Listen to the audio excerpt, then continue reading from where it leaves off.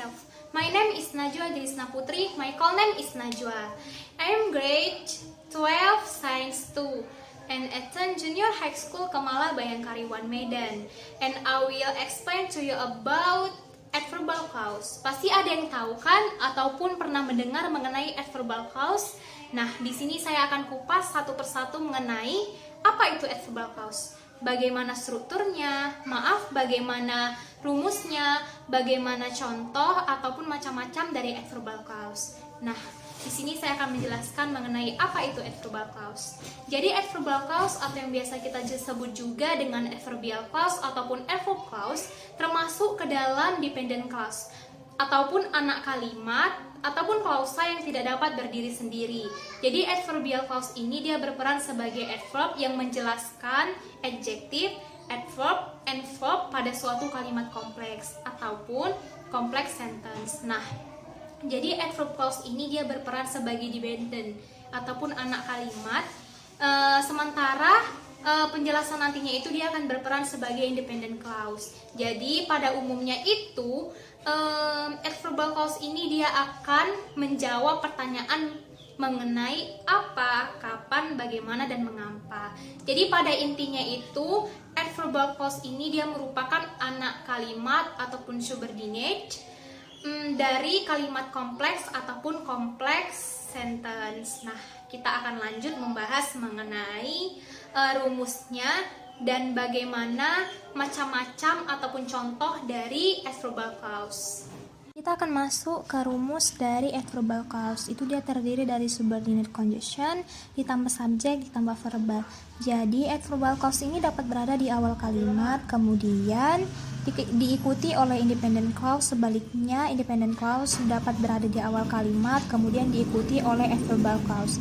Jika berada di awal, di ujung klausa ini diberi tanda baca koma.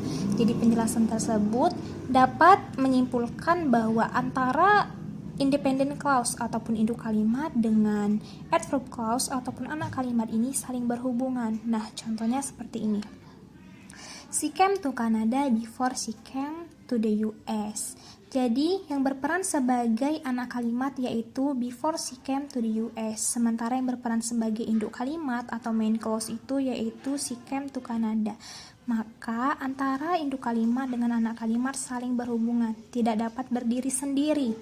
Nah, adverb tanpa adanya clause, jika kita hilangkan clause-nya, adverb itu dia akan merupakan kata keterangan. Jadi adverb itu dia memiliki banyak macamnya seperti adverb of time, adverb of manner, adverb of place. Contohnya, we study in the class. Kita belajar di kelas, maka in the class ini dia menyatakan keterangan tempat. Misalnya, we study in the class on Sunday, maka on Sunday ini dia menyatakan keterangan waktu. Nah, bagaimana dengan adverb clause? Nah, adverb clause ini sama saja dengan keterangan tempat. Maksudnya keterangan antara tempat, waktu. Maksud saya, adverb clause ini antara adverb dengan adverb clause itu sama saja. Seperti, kita akan balik lagi ke contoh soalnya. Before ini artinya sebelum. Jika saya tanya, kapan dia datang ke Kanada, maka perempuan itu datang ke Kanada sebelum dia ke Amerika. Maka before ini ataupun kata before ini dia mengindikasikan bahwa klausa ini menyatakan keterangan waktu. Before, sebelum, berarti dia menyatakan keterangan waktu. Nah, before ini juga dia sebagai konektor untuk menghubungkan antara induk kalimat dengan anak kalimat. Jadi, dapat dipahamikan bahwa before ini dia merupakan salah satu adverb clause ataupun konektor dari adverb clause. Nah, saya akan menjelaskan mengenai macam-macam dari adverb clause.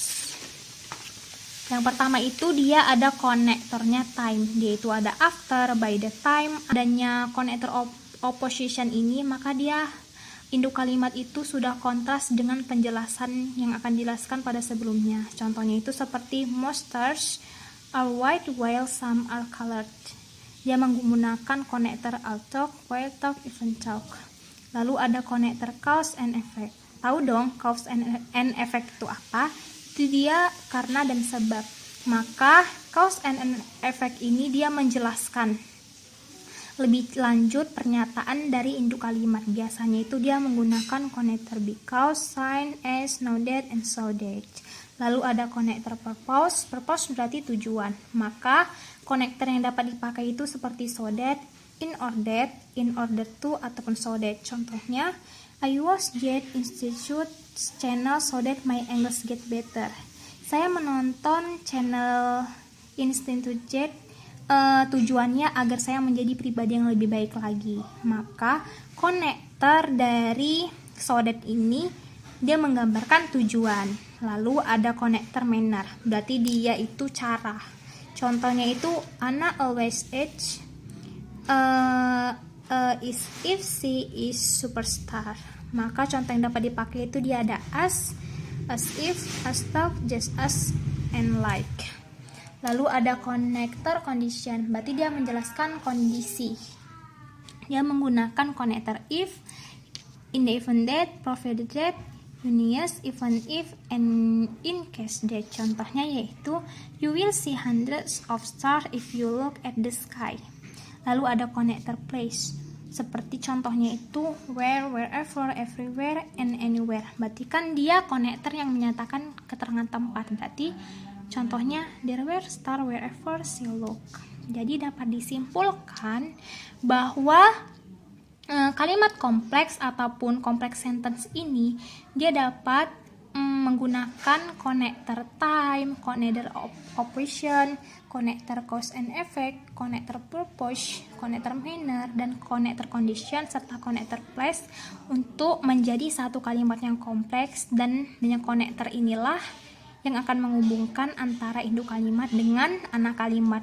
Maka dapat disimpulkan juga bahwa adverbal clause ini sangat bergantung pada konektornya dan sangat bergantung pada induk kalimat, tidak dapat berdiri sendiri. Nah, sekian dari penjelasan saya. Mohon maaf jika ada kesalahan kata-kata. Assalamualaikum.